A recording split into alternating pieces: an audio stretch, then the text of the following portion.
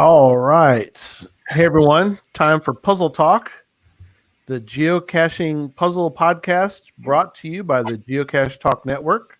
If you'd like to become a patron, click on the Become a Patron link on the front page of the Geocache Talk website, or head on over to the patreon.com/geocache talk for more details.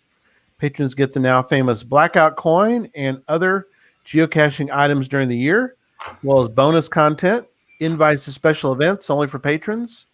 Support levels start at as little as Bison Tube level, which is $3 a month. Well, here are your hosts for the evening, Memphis Mafia. Good evening. I'm confused. This is the wrong night of the week. What's happening? In for Charles tonight, Pathfinder 33 and Electric Water Boy. Hey. How's it going? Oh, great. Gentlemen, I'm really looking forward to this one tonight. Well, we'll see, because Tom's an expert and I have no idea. So we'll see what happens. He's going to give you good information. I'm going to give you bad information. So I see the excitement in your face there. Well, that's the puzzle part of this show. Figure out which information is real and which one's not. I'll give you a hint. You know more than you lead on. I tell you, you actually know, you're. I think you know more about puzzles than you.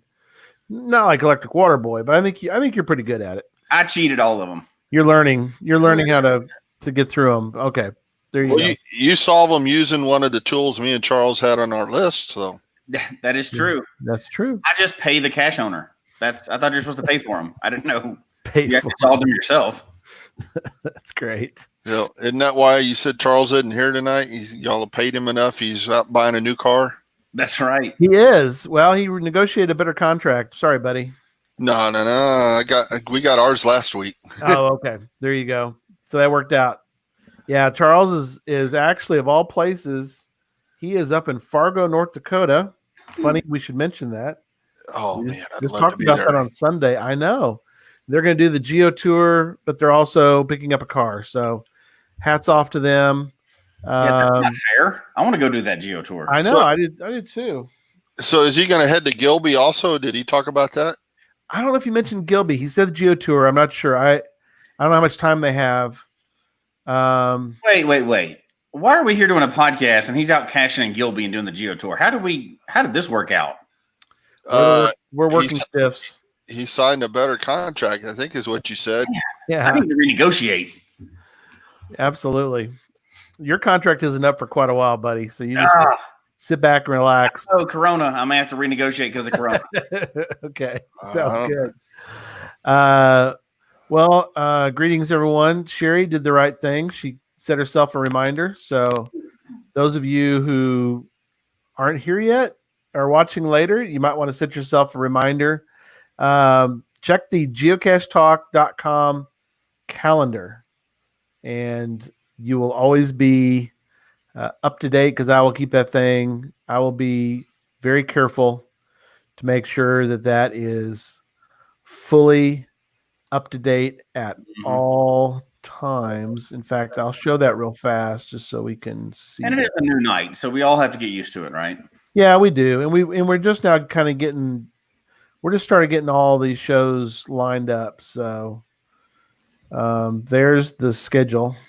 Mm-hmm. 623 Puzzle Talk. I couldn't keep up without that schedule, dude. You got how many shows are there now? We have 5. And how many more do you got in the works? 7. No, I'm sorry, I didn't say that. No, we're done for now. So I got the schedule. The new show I need to fix, of course, that's Challenge Talk. So anyway, there you go. So that's gonna be a good show. Hey, everybody! Everybody's here. I can say, dude. All right, what is that? Oh, there it is, right there. What is that? What is that thing? What is that? I feel like a windshield wiper now. That's right. It's there, and there it goes. Well, we'll let people work on that. Yeah, there's a couple ways to solve that. Yes. Challenge Talk is 7 p.m. Central instead of 8 because we wanted to not run over into Gearheads. So we moved it up. So we'll just tee them up, get them ready. We're like the warm up, right? Yep. There you go. And he starts next week. Mm-hmm. July 2nd. July 2nd. Okay, so he's got time to get a few more blood transfusions from Sunday. Next Tuesday is Gadget Talk build evening on the 30th. So that's his thing. We do have some people that have started to solve it. I won't mention who yet, but we'll get to that later. So everybody work on it. Don't look in the chat room. We're still working on it. Don't look in the chat room. That's terrible advice. Don't look in the chat room. Hoping to head that way sometime, Savannah. That's a pretty city. All right. Yes, it is. Let's get started. So we're going to look at several tools tonight. Charles has a list. Tom has a list, and we're going to kind of go through it and talk through some of the various tools. But I'm going to ask you guys, you kind of tell me your experiences with them or what your thoughts are on them. Let's start with the obvious ones, okay? And this is one that I think, Jesse, you really appreciate. You really like this. Start with that one. Use your own head. That's right. Use your own head. I like that. That's right. Then it's Memphis will say, Jesse will say, use Tom's head. That's right. The first one on Charles's tools is message the previous finder and beg for the corrected chords. That's awesome. That's funny. No, don't do that. But you know what? That kind of falls under the phone a friend, which is okay. Yeah, I guess so. Phone a friend for a hint. Depends on how much information you get. True. Very true. That may be for another show. There we go for another show. It doesn't show. You got some dark in there. It's not going to. No. I'm lighter this week. And here's Kenny Mason Maddie. Yeah, brings up a good point. Twitter. Maddie. Back on tonight. There was a glitch in the system in the Matrix. When was that? Last week when we had a Periscope issue. Yeah, we had Periscope issue last week. So for anybody that normally listens on Periscope on the other shows, sorry, there was a glitch. It was a Periscope glitch. It was not an us glitch. Yeah, but doesn't matter. We hate for anybody not to be able to get a hold of the show. So we're all back and working now. So Periscope didn't work. That means the submarine sank. Mm-hmm. But we fixed the glitch. Okay. We fixed the glitch. So we're good to go. So next one on the list was, of course, Google, and Tom's favorite I had that on there too. Google. I said Google's your friend to start with, but Google's your friend. But it's more like Google is gonna be your friend. I mean, to tell people, hey, Google's your friend. It makes you think, oh, I can just put anything in Google and I'm done. And it's like, no, there's a learning curve about what to put in there. And but you know what? Google is the number one place to go. I would say most of all the caches that I solve that I just don't do from my own head, I use Google with almost all of them. I do a lot of Google, and I do some of the other search engines. Like this weekend, I was looking for an Enigma simulator, and I knew the one I wanted, but Google wasn't taking me to it. And so I used Dogpile. It's another search engine, and it took me right to it. And it found different stuff. So, there's a bunch of different search engines out there. I think DuckDuckGo is another one that's kind of I don't know if there's anything useful. So you're saying why do you think Google was not letting you had to use Dogpile, which I've used Dogpile before, but it just wouldn't do it. Information. I think they searched by. Well, I don't know if they do. I don't know. I just know they look at things different. Yeah, okay. I can make something up if you want. I'll sound real technical. Okay. Yeah, all right. I think generally when you don't find something in Google, it's because either one, you don't have enough information, or two, you're not specific enough. If you know what to type into Google, you generally get to where you need. Doesn't mean you're always there because you don't always have the information you need, right? But sometimes there's too many. Like if you type something in, there's too many sources to narrow down to the one you want to actually get to. So right. But that's a Google conversation. I know Tom wants to have a big, long conversation about that. But. Yeah, we'll get into that one later. But I will mention too, Jeff has an interesting idea. He creates a tool list, put up on his own wiki page, so he can quickly find it with a text search. That's not a bad idea. That's a good idea. Yeah. So that's cool. So I can make my own wiki page and put whatever on there. Put everyone apparently. Yeah, we'll have to ask Jeff about that. But we could also probably on the Puzzle Talk part of Geocache Talk, we could probably put a big list of all the puzzle tools that we talk about, and we could do that. A million more. Yeah, we put all those in a list on the website. That's really good. We'll just pick Tom's brain and put them all. Tom's brain is clanging away right now back on Wiki, and we'll get back to that later because that's number 8 on Charles' list. It's not. It's on your bad list, right? It's on his bad list, but yeah. What do you think of these kind of ciphers right here? I like those. Mm-hmm. You got to kind of recognize it. I've only done a couple of them. It's neat when they're in the library or in the reference section. So, like, if it's one of the library caches, it's a book cipher, and you have to go to the library to the reference and use that particular book to do it, and not just online. Right, that's pretty fun. I like those. Love them in the summertime here because then you're in an air-conditioned library solving the puzzle. Mm-hmm.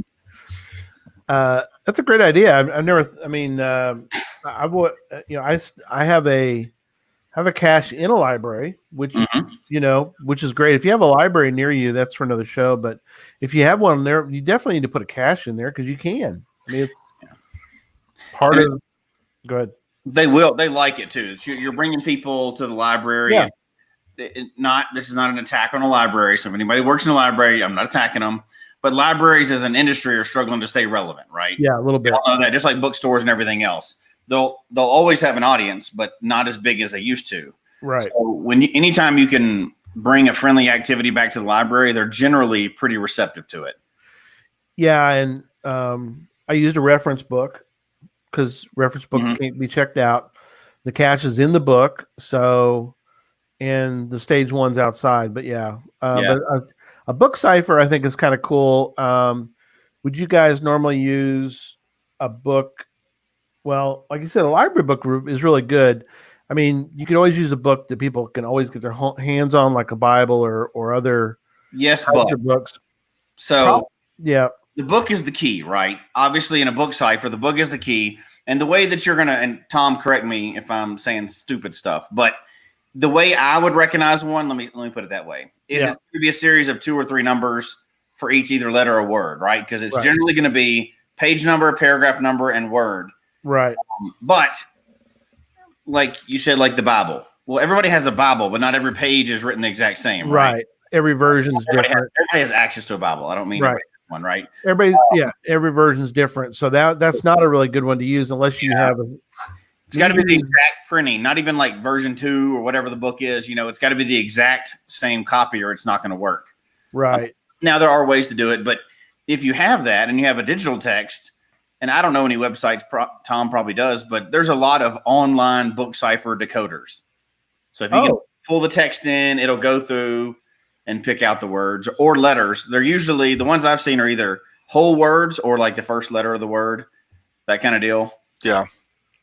I've only done a handful, so I didn't even know there was the book cipher, stuff like that. I've just done them by hand. The last one I remember doing, well, one of them I know I did is it gave you the book or there was a clue to it, but it was chapter, paragraph, I think it was sentence and then word. Oh, wow. Yeah. That's pretty fairly complicated one. Yeah, but it's either way, once you figure it out, then you're flying after that point. Yeah. As soon as you break that part, but. And and this one was good because, I mean, when you got the right stuff, it was obvious you had the right word. Yeah. Yeah. But April, we'll let you work on that one if you want. We just mentioned it. It's something to work on while we do the show. So Yeah, Ottendorf is yeah, especially if you saw Treasure. What was National it? Treasure. National Treasure, the first one, Yeah. where they used the Ottendorf's. I don't care what anybody says. Those movies are great. I don't know how Oh, you don't like them if you're a geocacher. oh my gosh, those are some of my favorite. Yeah, I love those. They are. They're great movies for geocachers. Yep. Okay, let me show this page. You guys talk about this location, this website. That's an awesome website. It's got all kind of stuff on it, but don't scroll up too far because there's a bad word there, I think. Oh, is there? Yeah, I know what you're talking about. But we'll just talk about it in general. There's a lot of coordinates, text functions. There's a lot of cool stuff in here. Let me roll past it. There we go. There you go. Sudoku, which I don't know how would it do a Sudoku if you don't know. You put in what you know and it'll figure the rest. You'll figure the rest. Wow. I like some of these. Although that's a standard Sudoku, and there are so many versions of those things that you can Google those and find solvers for the others. Some of them. I have one of my few puzzles as I'm learning how to be better with puzzles. One of my few puzzles in my area, I use prime numbers because I think prime numbers are interesting. So there's a thing in here about a prime number checker. That's kind of cool. Yeah, I've used this site several times. Not as much now, but in the past. Right. Maybe. And that's something I think, actually, it's Fibonacci numbers. I'm sorry. It's not primes. Fibonacci is what I'm referring to. So is this something, Tom, that you think is used, but also isn't used as much as it used to? The tool itself or just the Fibonacci thing? No, the tool itself. Itself, I use it all the time. I use it a lot. Do you think people are hiding using this a lot, or? Yes, I think so. Okay. Especially the site. So there's a lot of Cipher stuff in my area. Right. And I'm guessing they're using this because some of them aren't on the other one I use. And right. Question semaphore. Okay, that's not what I thought that was. That's kind of cool looking though. See, yeah, that's different than the American version. Got plenty of options there. Yeah, the flag semaphore, you see that a lot. Yeah, flag semaphore. Oh, look at that! You got the other letters with the umlauts. The umlauts. That's cool, man. There's just too much. So, what do you do when you've got that many different kinds of? I mean, you have to learn to recognize the different kind of ciphers. Okay.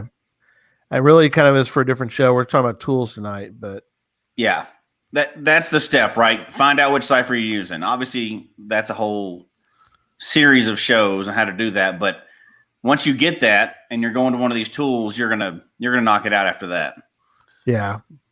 So there's a couple people, I guess, that have solved what you have up there. Let's see if they can go the next step.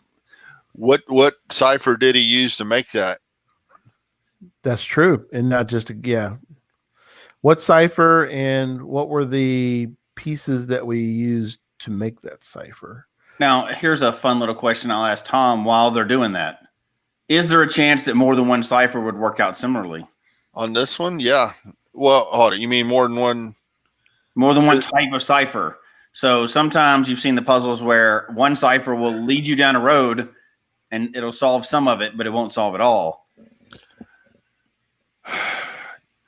Well, I saw one that had Morse code. When you did the Morse code, it brought out letters that didn't mean squat until you put them in something else. And then if that's what you're talking about. Well, now I've seen one that was like, if you'd use like a ROT 13 cipher, some of the words would be good and some of them wouldn't. But if you used a different, like a Vignere or one of the other ones, that would translate the whole thing. So, some of them will come up with some words, but they just won't solve the whole puzzle. I don't know how they managed to do all that, but maybe just coincidence, I guess. I have seen where it's a string of letters and you think it's ROT 13, but it's rot 1 through everything. Each word's a different rot. Yeah. And as you scroll through it, you get one word at a time. Oh, well, and just while we're talking about it, just because you found a cipher or which cipher you think it is, doesn't mean the whole puzzle's done that way. No. So. And it might be a cipher just to tell you, you spend forever solving it and find out it's just a red herring. Which, what's the number one thing to check on every puzzle? whether the posted coordinates are correct or not. correct. Yeah. Right. Always check that first before you do any work, especially with the checker in there now, because people still do that and it still stumps people every time.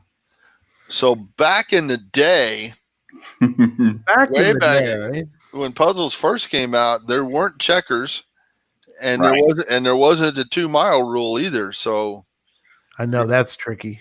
And so the only way you knew if you got it right is either get in the car and drive out to it and find it, or ask the CO.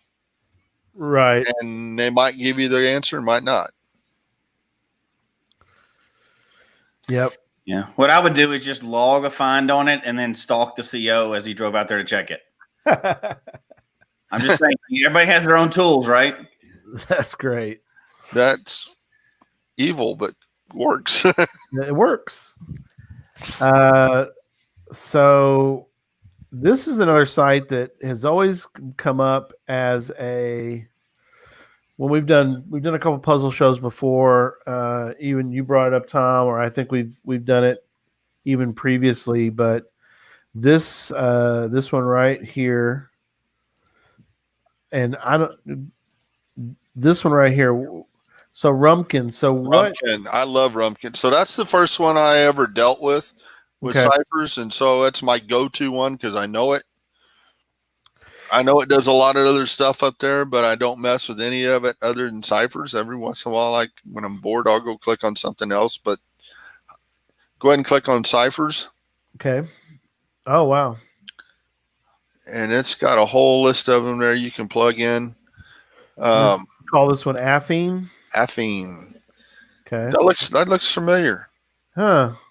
Atbash, Baconian. Boy, there's a bunch of them in here. Base 64. Baconian. Isn't that about bacon? Bacon? Should be. About Kevin Bacon. How many degrees of separation? Separation. We had a bunch of those caches around here when I first started. How funny. Morse code. There's quite a few in here. Morse code's useful. That is interesting. I've definitely seen Morse code used. As a matter of fact, I've even used Morse code on a puzzle before. So there's a couple puzzles in my area that use a code that look like Morse code, but it's not. Oh, can I guess? Yeah. I have seen this. I'll tell you if you pronounce it right. Oh, okay. I don't know that there's a term for it, but I've seen this where if you hold up a piece of paper and cut part of the words off, you will then get. That's what they did. They cut off part of every word, so it looks kind of like Morse code, but it's not. No, that's not the one I'm talking about. Then Okay. There's another one called Knock too that's similar. I'm thinking of. I think it's called Badeau. Okay. Something like that. It was like early 1900s. Mm-hmm. It's 2 steps, right? Like it changes the letters into a box and then changes them to dots after that. Oh wow, that's kind of cool. That much I don't remember because I've only done like 2 puzzles that used it. But looking at it, I thought, well, this is Morse code, and then they're like, no, it's not. All right, well then, what looks like Morse code? And I had to look for that. Google that. So when you said is it like not like KNOT, Jesse, or is it NOT? No, there's one called Knock, but I think now that I'm thinking about it, I think that's not the one that changes it. I think it changes it to letters based on a square, like a kind of like the I forget the name of that square, and then it changes to numbers after that. Oh, okay. It changes to dots after that. KNOCK, like knock on a table. Oh, okay, knock. Okay, gotcha. I've never found one with Affine, but obviously it's similar, I guess, to the Caesarean shift. Oh no, it's tap code. It's not knock. It's tap. I knew it was something like knocking on the table, but it's called tap code. Oh, Tap yeah, code. yeah, tap code, tap. So that's uses numbers 1 to 6 or 1 to 5. Mm-hmm. Ooh, You can okay. use it, 1 to 5, yeah. But it looks like Morse code. If you didn't know what you were looking at, right? Like Right. at first glance, but it's not obviously. Right. Yeah, it can, depending on how you set it up. Something I put. You can use the cryptogram solver.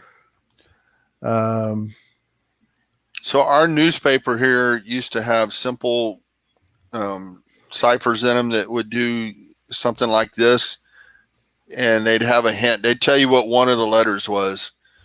And I used to bet my coworkers a Coke I could figure the cipher out in 2 minutes or less without the hint. Cool. And I usually won.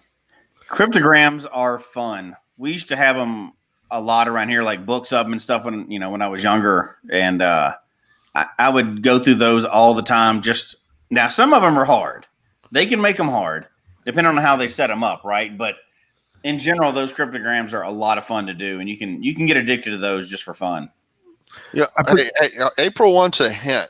Should we give her a hint? We'll give her a hint. I just want to mention real quick in my new book, a shameless plug. I did put some cryptograms in there, Jesse. I don't know if you did those yet. Yep. Okay, cool. Very simple stuff, but all right. Let me get. Let's give her a hint. We'll tell her. We showed the cipher already. The cipher type. We did show the cipher type, didn't It's we? on that page, in fact, right? And we actually clicked on it. And we actually clicked on it. And we'll give you 2 more clues you might need to know. There's 3 people on the show tonight, and it's the 2nd episode. There you go. Perfect. There's your hints.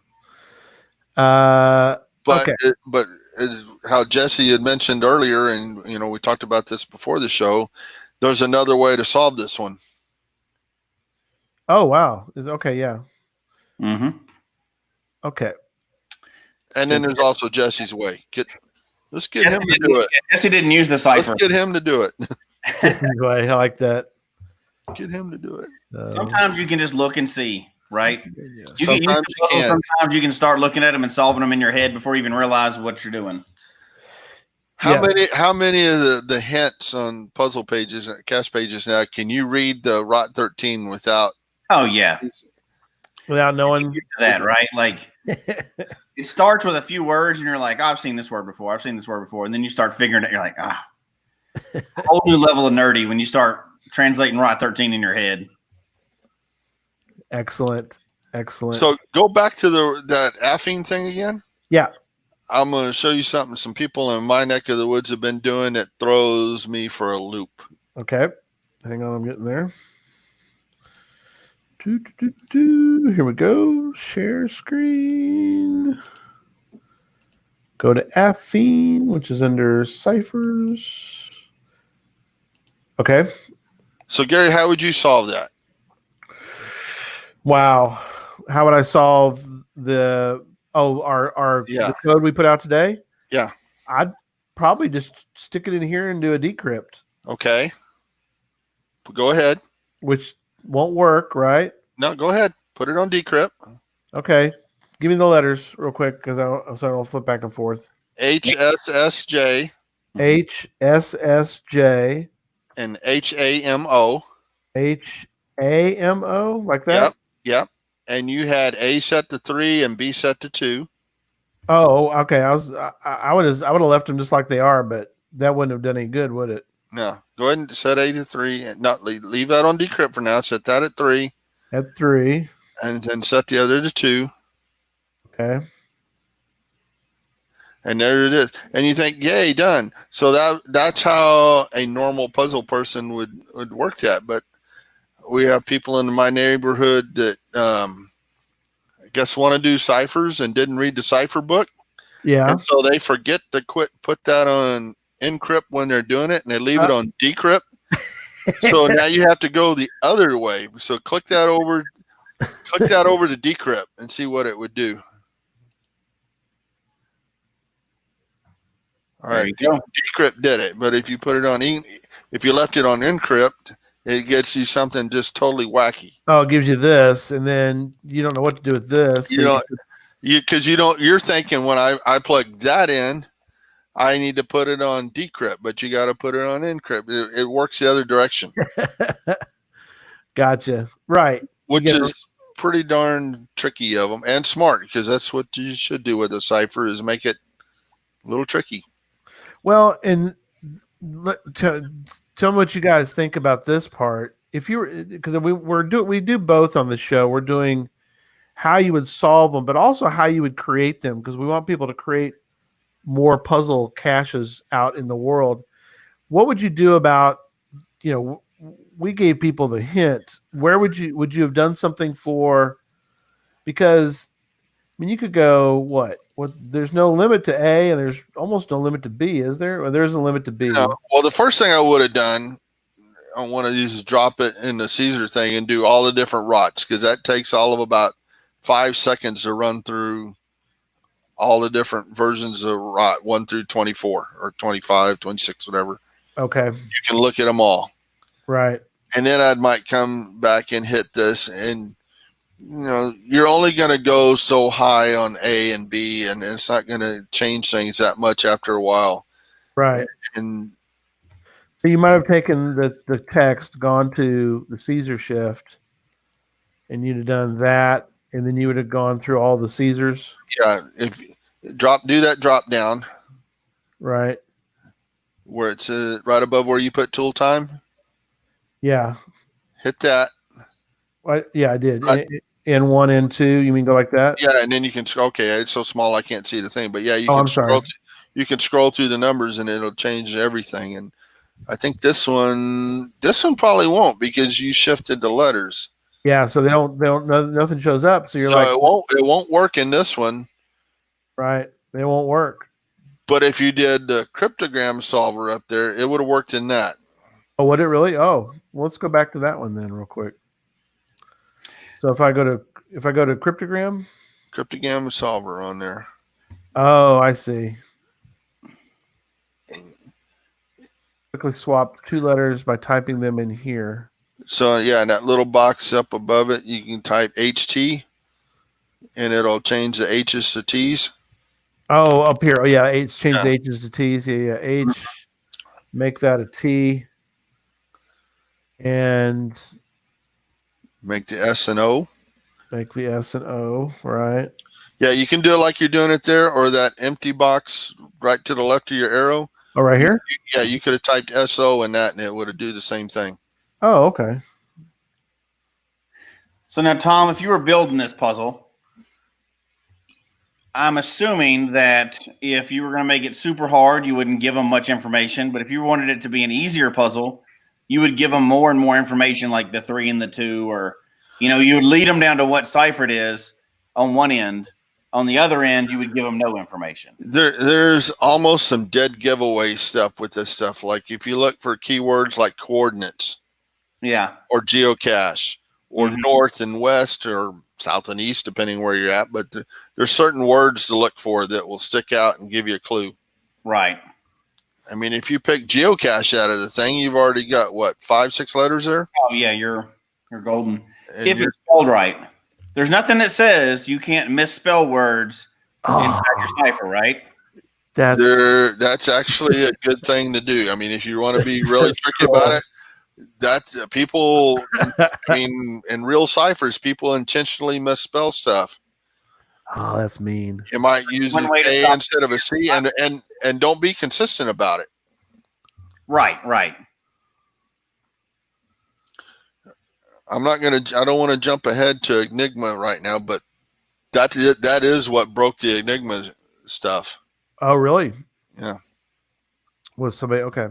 Yeah, we'll get to it though. Yeah, let's talk about this one, because I don't know why, but this one really intrigues me. Is Pi? We did one on Pi Day. How about that? Appropriate for Pi Day. That's right. We actually had one set up to do for Pi Day, and probably not I mean, it was difficult before probably there was a tool for it, because you'd have to really do some digging to find you'd have to find a list, right? Somewhere with your coordinates. Well, I believe that this is the one. Yeah, you can search for strings in here, so you can search for the coordinates you want in here. Yeah. And then it'll tell you whereabouts it's at in pi, and then you use that number to create your puzzle. Right.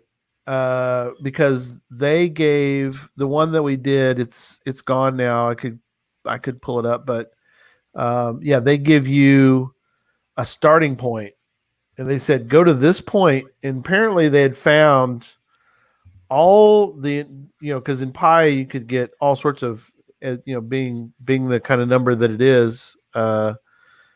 They had found the whole thing. For us, it's typically it's north 33, whatever y'all's is. Yeah, type one in, Gary. Type in some coordinates there just to see if we can find it in pi. Okay. Just anything near your house, any kind of what it could be. Okay. Search for like 33. Yeah. Type in a puzzle solution you have. Oh, okay.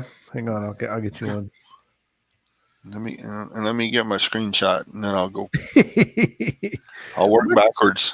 I could do that one. Here's one that hasn't been published yet. Let's use that one. What do you think? Let's see where it's at. So let me put in these coordinates. All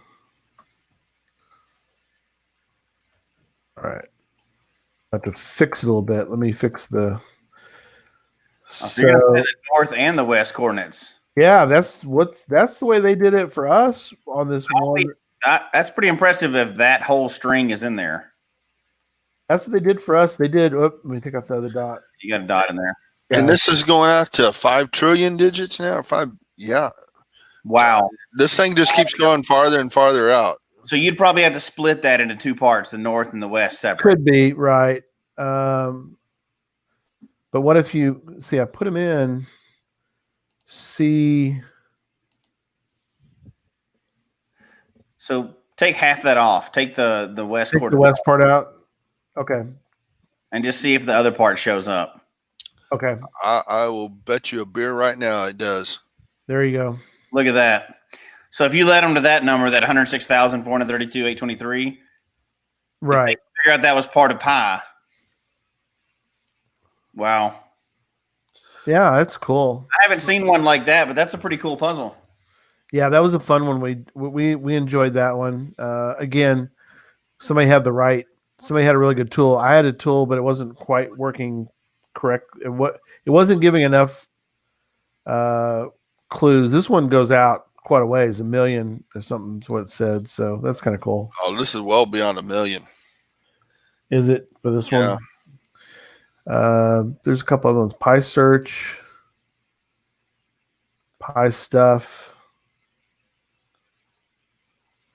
That's kind of cool. That is crazy. Pi stuff. Oh, that's stuff to buy. Okay. All right. That's cool. So you got to remember that about February to make you a new puzzle. I know. That's something to remember, is put one around Pi Day. So that's good. And then have a puzzle solving class on how to solve it at your local library. I was going to mention this earlier. So back to the libraries just for a second. A lot of them have meeting rooms you can use usually for free if you tell them what you're doing. And I've been to a couple of puzzle solving classes where we met in a library conference room, and we've had quite a few events in them. So if you're looking for, that's a good comment. Go ahead. Yeah, I saw that. That's interesting. And 63% of finding any 8-digit number somewhere in the first 200 million decimal places of pi. 63%. So probably easy to make you could probably make a cache like that. Yeah, but 64% all statistics are made up on the spot. Are they? Yeah, they're interesting. Let me make a note of that. Okay. That one. I just found my birthday in there. Oh, cool. Yep. I can find all kinds of stuff in there. That's pretty cool. All sorts of good stuff. You find it, you gonna tell us where it's at, and then search your social security number, tell us where that's at, and then Oh yeah, and then I'll put it up the day after yesterday. All right. Let's talk about the next one, which the site won't come up for me. Maybe come up for one of you guys. It doesn't work for me, but I'll put the banner up to talk so we can talk about it. Which one are you gonna bring up? We're going to talk about an interesting topic, the Enigma. Yeah, you got to have Flash player enabled for that one. That's for the one he had, and I saw that, and it looked. I hadn't used that one before. Oh, okay. I've got 3 of them on my list. Oh, okay. Let's pull one of yours then. Hang on, let me pull an Enigma. Which one do you like? Do you like Crypty or you like? Well, the one I like the most is the one you're not going to bring up because it's. Well, go to the webpage. It might have the second one. The users one. Yeah. Because that one's got a simulator you can download. It shows the machine and all the workings and. Cool. We can show it. We may not be able to work through it tonight. You're not going to be able to work through it. You could almost have a class on how to run this thing. But yeah, it shows the machine there. Yep. And you got the 3 little dials at the top. That's 3 settings on the thing. All that below, all those darker circles. Yep. That lifts up, and there's stuff under that to set. Wow. Oh, wow. Cool. And then there's a keyboard where you type in, and then right at the bottom is where you set a bunch of connectors. Oh, okay. That's neat. So the interesting history on this machine. I mean, you see it all in German there, right? Yeah. I believe it was invented by a Polish guy. Okay. And he tried to sell it to the German army, and they're like, "Yeah, we don't need this." And then it became a business machine for just encrypting business secrets.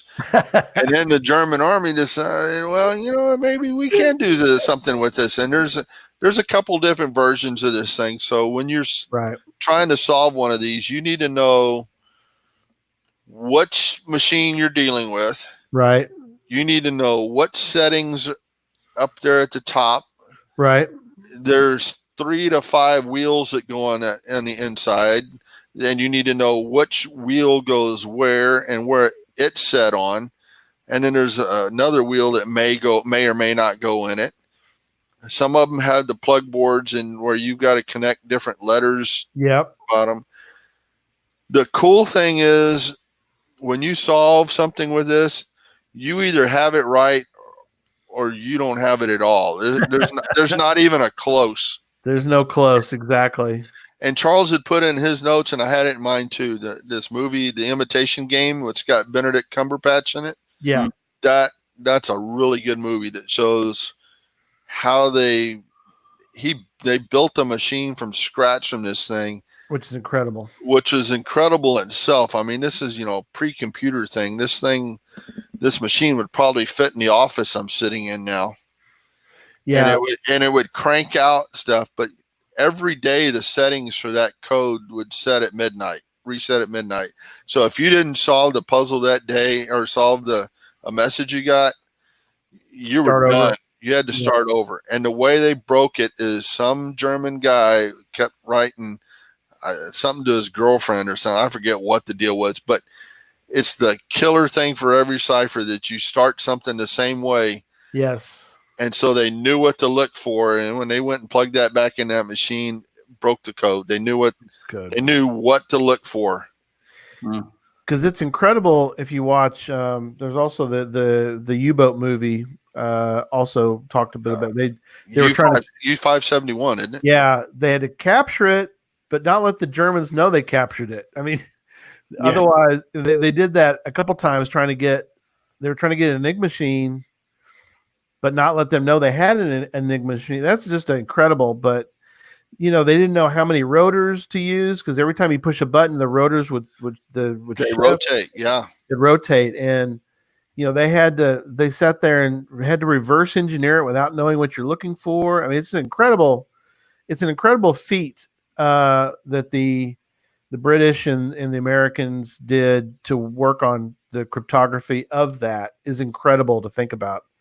There's some other ways I know that in World War II, there were some other ways that similar to that, how we cracked one of the Japanese codes was they sent out they weren't sure what they were talking about. With Midway. Yeah.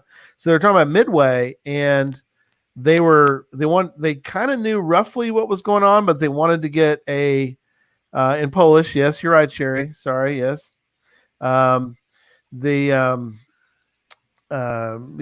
a full allies working on that, but for Japan, they kind of had worked out part of it, and so they need confirmation, so they faked a message saying that they were having water shortage issues on Midway, and they responded back to, because they cracked part of the code.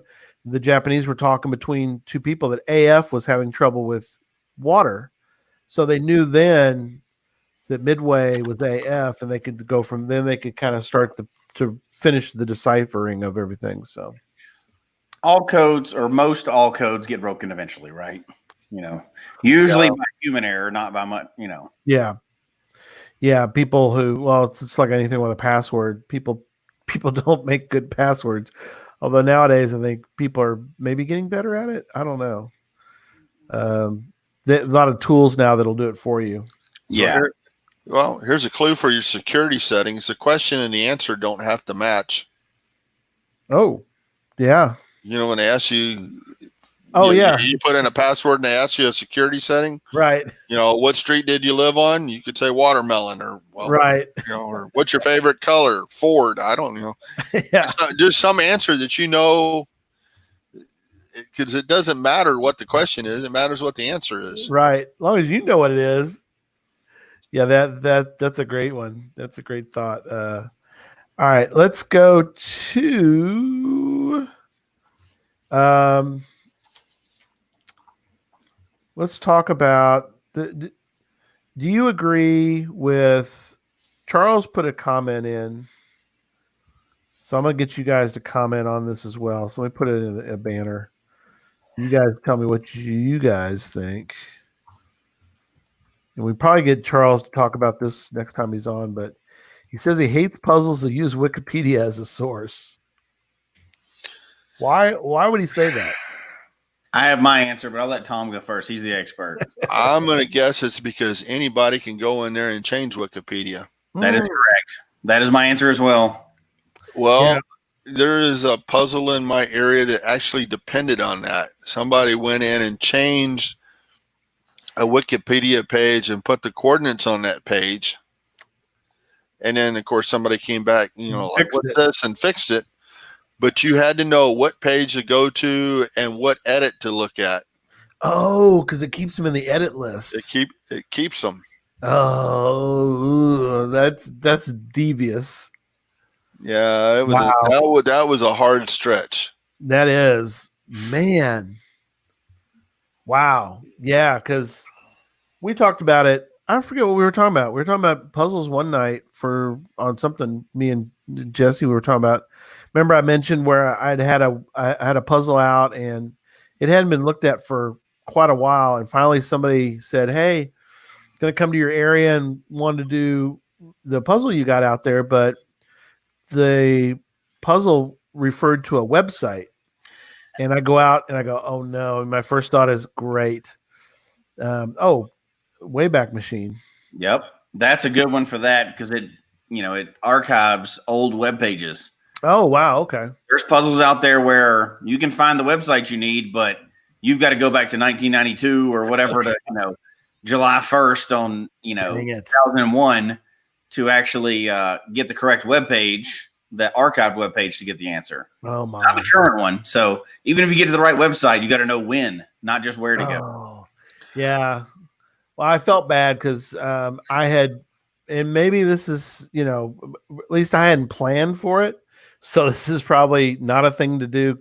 This is a thing to not do, which was don't rely upon some of these obscure websites because they may not be around forever. And sure enough, this site that I was using was just gone. And so I had to go fix it. I went and grabbed a more standardized Cipher page. Like the one page has been out there, gosh, for as long as I know.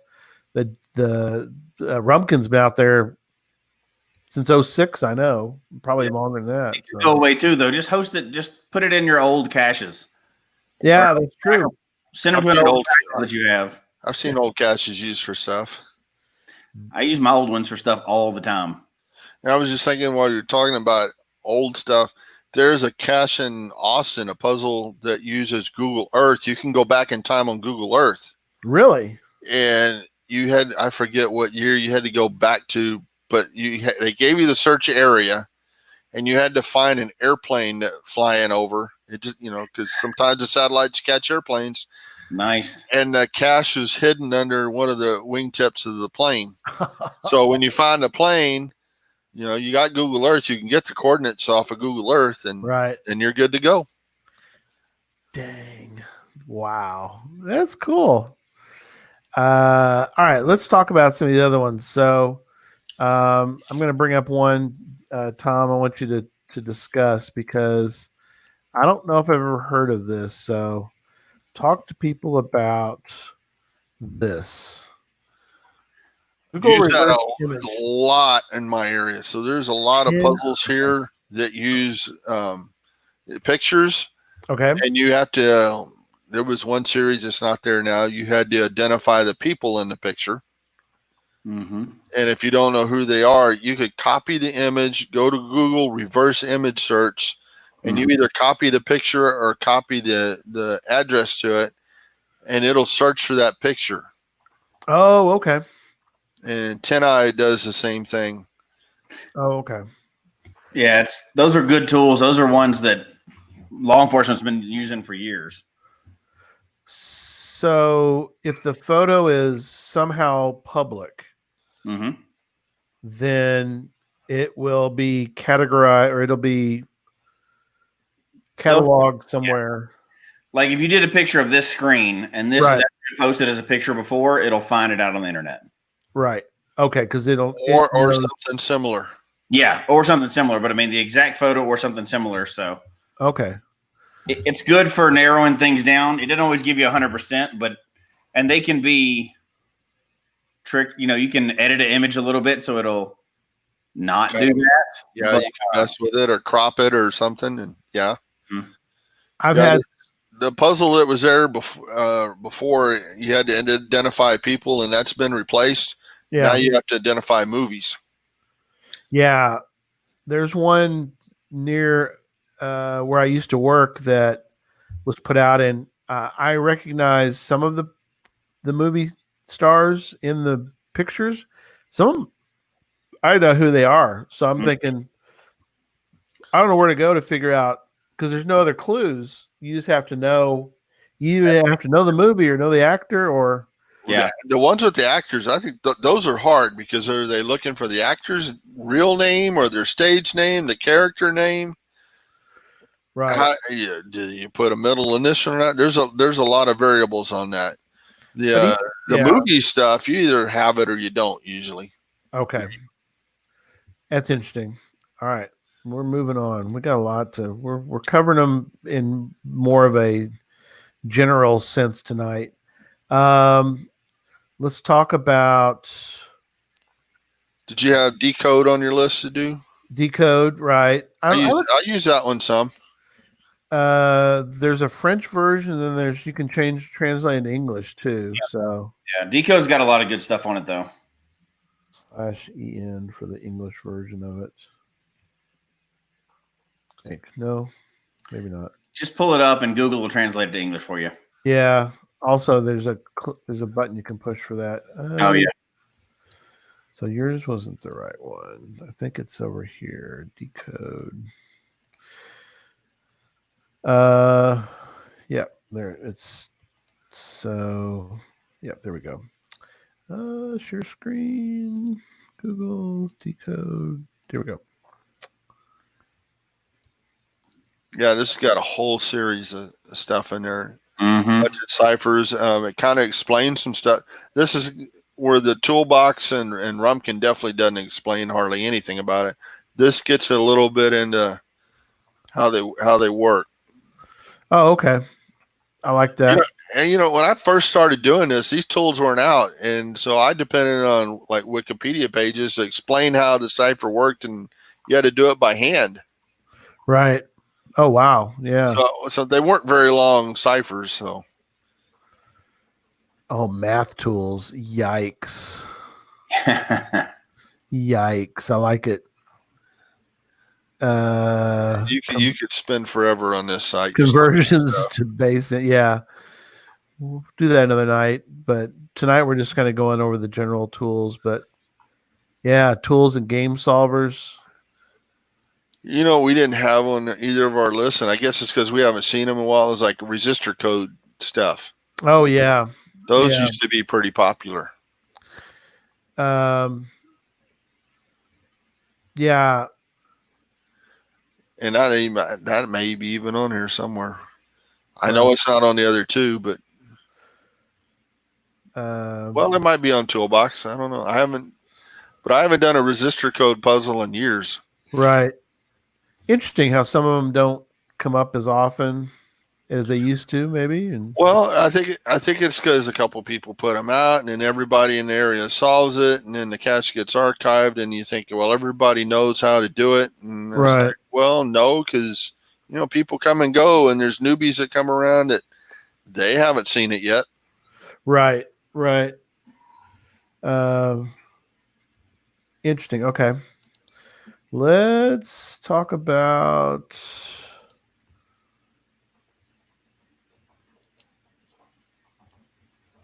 PhysiCalc.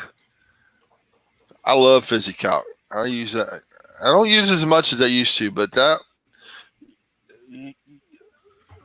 for projections, I used to use it a lot for projections before that became something that your GPS or your phone could do for you. Oh, wow. Yeah. I see.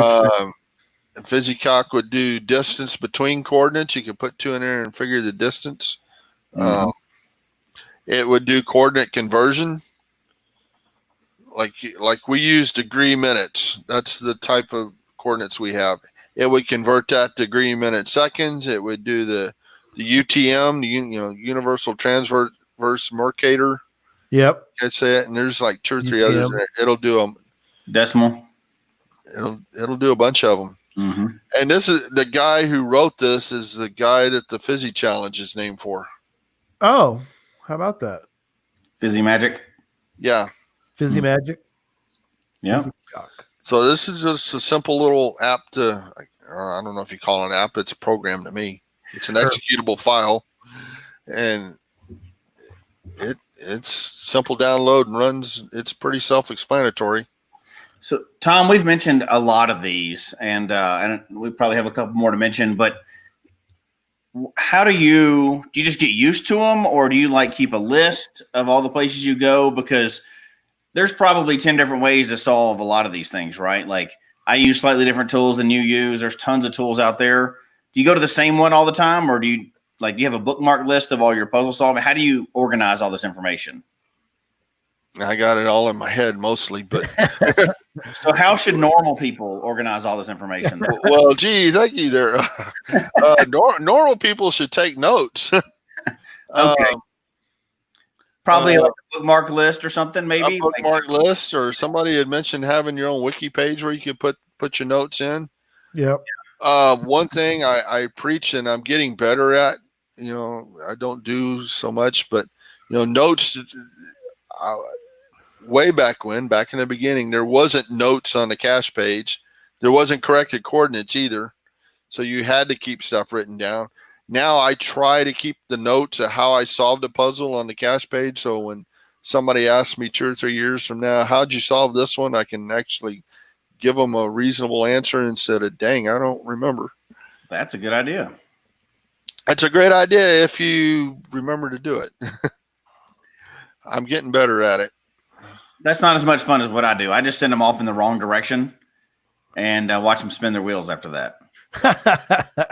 And so here's here's Jeff's page. His ref .wikibruce. You're gonna get hit by a bunch of these guys. Thanks for sharing, Jeff. But so he's got several puzzle tools on here. That's not a bad idea to put all those into a. Yeah, that's a good way to kind of organize them all. This is going to be in the notes, right? Because I need that anagram thing. There's a cache in New Mexico that every once in a while I go back and try to solve that's anagram stuff, and there's one anagram on it that I just don't have. Oh, right, because there's several of these. He's got examples of each one. That's kind of cool. I am so stealing this. He's got a lot of cool. Good job. Yeah, there's several. Good job, Bruce. Buy that man a beer. Not the cheap stuff either. Not the cheap stuff. Yeah, the good stuff. Right. Got a whole section on substitutions. Boy, a lot of substitutions in there. Other series. Oh, they're talking about this 25 pair color code. Ooh. There's so many things out there. Yes, I've seen this before. You ever seen one of these, Tom? What's that? The 25 pair color codes? I don't think so. The DNA one down there, I've seen that. Hang on, let me switch these because it doesn't want to switch the page. This one. Now it is a wiki page, but where obviously you can find these somewhere else. I mean, somewhere as well, but this is a cool site where you've got color code. Oh, wow. You got the different pages with the color, the different colors. Oh, you know what? That looks like a puzzle that I have not solved in my area. Oh, does it? I don't think I've ever seen one like this. This is kind of cool. I'm thinking my area might get to see one like that. Because you've got, you just need a few, there's your numbers right there. There's 1 through 25. So that's interesting. Yeah. So really, you got the numbers there. All you need to do is come up with a story of how to get the numbers. Yeah. So, and you could put the number. You could somehow maybe talk about the colors. Yeah. There's a major color and minor color. That's interesting. Mm-hmm. Mr. Black, he lived on Green Street. Kind of like a logic puzzle thing. Right. Yeah. Yeah. So yeah, you could do that, or just look for somehow make it with the numbers and make it where they know to look for this. Yeah. That's a stretch. I mean, when you've got it burned in your head that you're always looking for coordinates. Yeah. And you're really supposed to look for another set of numbers. One of my favorite puzzles it's outside of Bullock or Gulfport. It was there. It's been archived. Yeah. But it had to come up with this set of numbers, and it wasn't too terribly hard to get the numbers. But I'm supposed to look for coordinates. Right. Exactly. But it wasn't coordinates. It took a while to make the leap, but it gave a phone number. Oh, wow. And you had to call that phone number, and it was like a Google phone number thing. And then it told you what to do next. And that puzzle was awesome. You found one like that one time, Jesse, didn't you? Up in near where your brother is, right up in Ohio. You found a cache like that. Similar to that. Yeah, I had one here like that I put out, and then I found one that had it was a recording, and then I don't want to give it away, but it was related to a virtual up there. So it's still an active one. I'm not going to say what it did, but yeah, you did call a phone number, and then there was some information after that. Information. That's kind of cool. So it's still an active virtual up in Ohio. So right. So it doesn't have to always lead to coordinates. It could lead to something else. Which makes it really. Oh gosh, this thing. So the phone number gave you a set of coordinates. You get to the first stage, it gave you the coordinates for the next stage and a password, and you're like, what do I do with this password? You go to the next stage, and there's an ammo can, a plastic ammo can with a Pelican box in it, if I remember right. And it had a cassette player taped up, so all you could do is stop, play, and rewind. Oh, but there's no batteries. And we're thinking, what do we do with this? No batteries. And then we realized this is back in the days when everybody had GPS, and we're like, oh, duh, take the batteries out of your GPS and play it. Oh, right. It played that. It sent you to the airport across the street. It said, go see the Colonel and baggage checkout or pickup. And we're thinking, okay, it's going to take us to Colonel Sanders or something. It took us to a statue in there, and that had an email address. And we're like, okay, what do we do with an email address? And the wife, Cheryl, put it together that, oh, well, that's what that password's for. Oh, yeah. It was a cool puzzle. And that was the first puzzle we had driven all day from Texas to get there. And we were at the next to the last stage at like 10 o'clock at night. And it was going to have us go through a swamp. And the rest of the people with me were like, we're not going through a swamp in the middle of the night. So I pouted all the way home to the hotel. But first thing next morning after I Google Earth where we're supposed to go, there was a perfect trail walking around the swamp. Went and found that thing next morning. That was cool. There was some really cool caches in that area. All right, let's talk about because we're doing the little bit of a 30,000 foot level tonight. We'll get into some of these more as the days go on, as we have more puzzle talk shows. But look, somebody got to Fargo. We landed in Fargo! Yay! Good job. Charles and Laura made it. Wonder if he's going to do an adventure lab while he's there. Probably. I know he's doing a geo tour. He's a tour, but isn't there an adventure lab there too? Isn't that the one with the flood? There could, or is that up towards Gilby? Yeah, I thought it was Fargo. Let's talk about Coley Long's book a little bit. I love it so much. I bought 2 of them. Tom has. There you go. I had the original, and I went back this past March and got the new updated second edition. Spiral bound. If you buy it, get the spiral bound. Get the spiral bound. Yeah. So that's an awesome book. It will not teach you how to solve everything in the world, but it'll teach you how to think. You know, what I liked about the way that Cully has set up too is he gives you basically a puzzle to work on, but he does it in such a way that he doesn't start you with the hardest puzzle in the world. He wants you to start with a certain, basically then he starts at like a very simple version and sort of works his way forward. Is that right? Pretty much, yeah. Okay. And then there's a great section on ciphers in there and a great flow chart in there in the back of it, how to recognize which kind of cipher it could be. Right. Still won't go through all of them, but it hits all the major ones. Cool. Well, it's the idea to get you thinking the right way, right? You could never, there's no such thing as a book that tells you how to solve every puzzle. Right.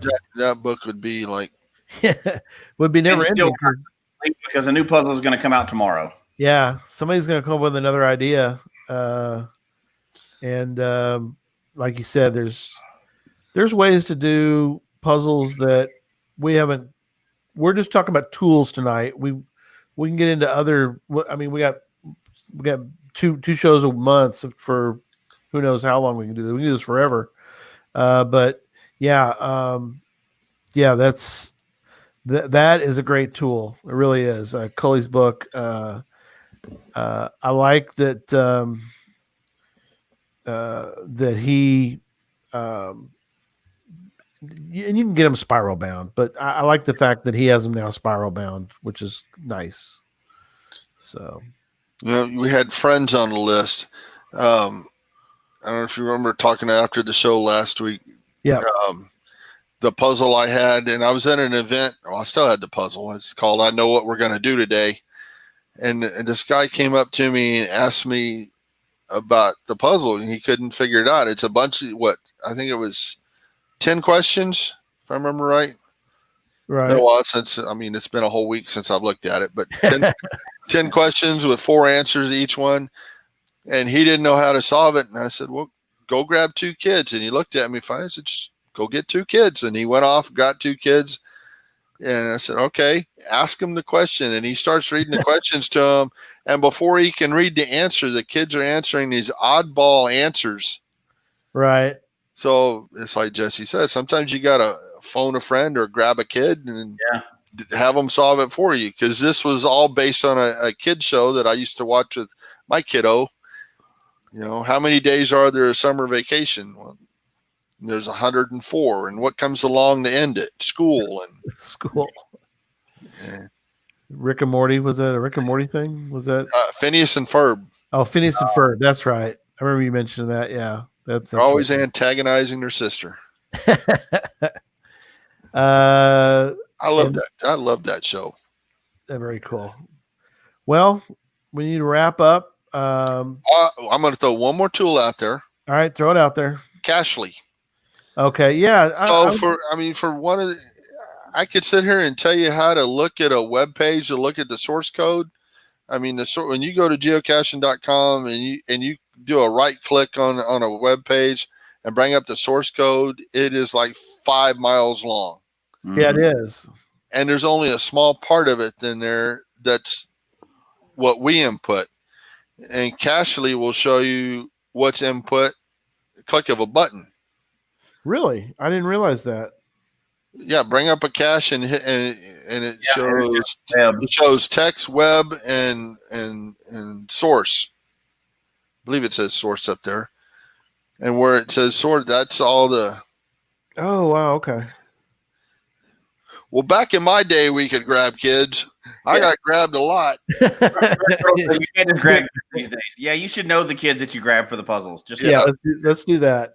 I got whippings too. That's right. Oh, okay, yeah. Oh, I see. So it's like a pared down. It only shows you the user supplied content. Mm-hmm. Right, because it says at the top text, web, or source. Yep. And I'm sure some of the other apps do that as well, but I know Cachly does it. So. Okay. Yeah. So you can look at source. That's one way to do it. Okay. Interesting. If it's anything but a traditional, I always look at that because you never know what people are going to hide in there. Yeah. There's a series here of dad jokes, it's a really awesome. I haven't found any of the caches, but man, I had fun solving the puzzles because it's all dad jokes. And he put hints in there in the source code. Oh, okay. That's cool. Yeah, that's something there'll definitely be a show. That's for another show. But I think that there's really enough you can read it. Yeah, you can kind of read it. Which I'm really looking forward to is part of Puzzle Talk is you pull up a web page and you know it's going to be a puzzle. You pull it up and there's nothing. There's no description. There's no hints. There's no nothing. It's just a white page. And or a green box. We talked about that one last after the show. Of course, the first thing I do is spent hours solving it, and some guy showed me how to do it in 5 seconds. Right. Well, yeah, those are good. But we'll talk about the blank page. What's that? I'm going to pull this comment because I know you're going to get to this in another show. But yeah, Dan's got some new caches. He's going to put out some puzzles, and he said if anybody wants to beta test them, good. That shows up. Send an email to him, through geocaching.com. But we can't get into that tonight, obviously. But beta testing is so important. You can't say enough how do you go test a rocket propelled grenade? Isn't that going to get you in trouble somewhere? Just go out in the desert. Okay. Yeah. Yeah. So, how do you solve the blank page? How do you do, and I think that'll be interesting as we do these shows is, you get a photo, what are the first things that you want to try to do to look at a photo? Do you blow it up? Do you use, what tools do you use? I think it'll be interesting to determine. That's a whole show by itself, right? If there's just a photo on the page, there's like 15 things you can start off with just to check on that photo. Right. So many things that can be hidden in that photo. It's wild. Yeah. You could put it in the picture. You could put it in the metadata. You could just put it in the code for the thing. Yeah. You could do, I never get the word right. Steganography. Where you have to have 2 pictures and compare them. Right. No, steganography is when you hide the information inside the photo, right? That's right. Yeah, you're thinking of the stereograms. Stereogram. No, not where. Not That's the one you stare at, right? That's the ones you stare at. 3D So puzzle. there's another steganography where you have to have the original picture, and then you have the one where they've changed the stuff just bit by bit, and the difference in that, it gives you your code, which could be letters or it could be. Yeah, there's tons of them. Yeah, those will be fun. Those will be fun to talk about. That's for another show. So. That's for another show.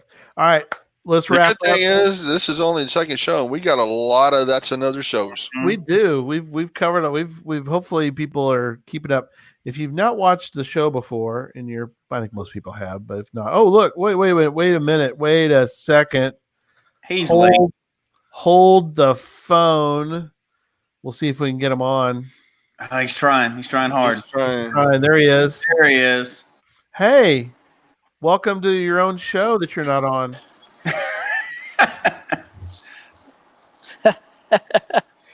Glad to see you. Well, we just landed. I'm in Fargo. Did you see both people yet? Everywhere. There's people everywhere? Well, it's Buffalo. Two people. Excellent.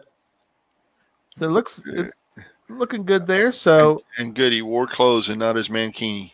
Yeah, you didn't wear your mankini. Good man. He's got his veteran hat on. Thank you for your service. He's got. There you go. Don't zoom in. Don't zoom in. It's Duck. Supergirl and Wonder Woman. There's nothing wrong with that. Okay. So there he is. There's the man. Well, awesome. Well, you caught the tail end. We were about to sign off. But glad you made it. Well, that airport is, man. There's it's busy, isn't it? Yeah.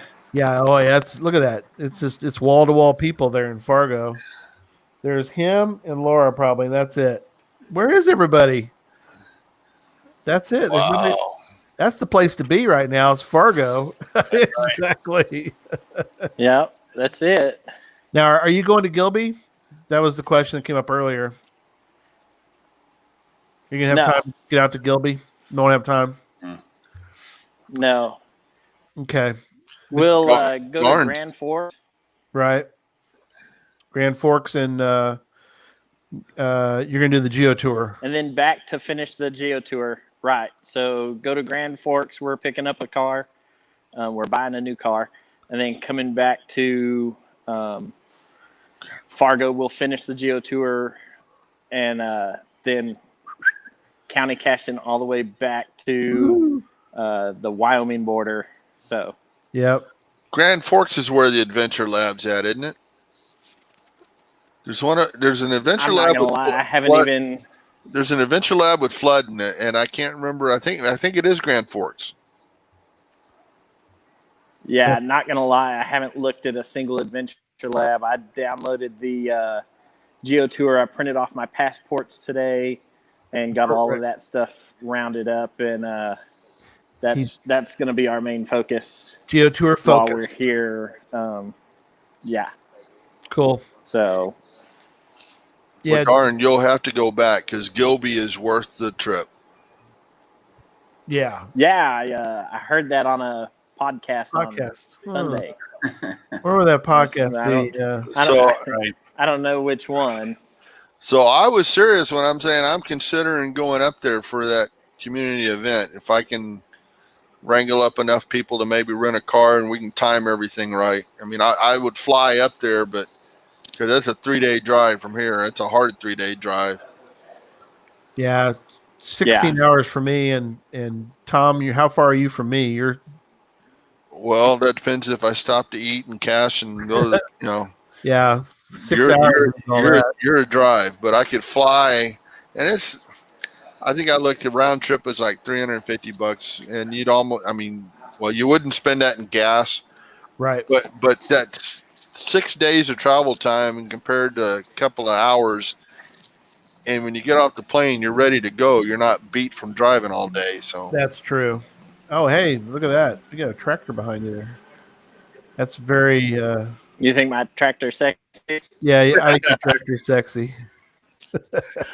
Oh my gosh. And with that, we'll wrap up tonight. Looking forward to more shows, you guys. You guys are gonna. Jesse and I are excited that you guys are doing this. Awesome. Uh-oh, that sounds like a train wreck. Yeah, we're glad to be here. You allow us to do it. Yep. No, it's wonderful. Great. Tons of tools already. I hope everybody was making a list of everything, but we'll have the the podcast notes up soon with a bunch of that information on it. So start building your bookmark page or your wiki page now, because you're going to get a lot more of them. I'll definitely have it up tomorrow sometime for sure. I will make myself a note. We won't, because we want to get those tools out for people. Oh, and yeah. I'll add Jeff's in there too, because I think Jeff's website is very helpful as well. So, all right. Thanks, everybody. And here we go.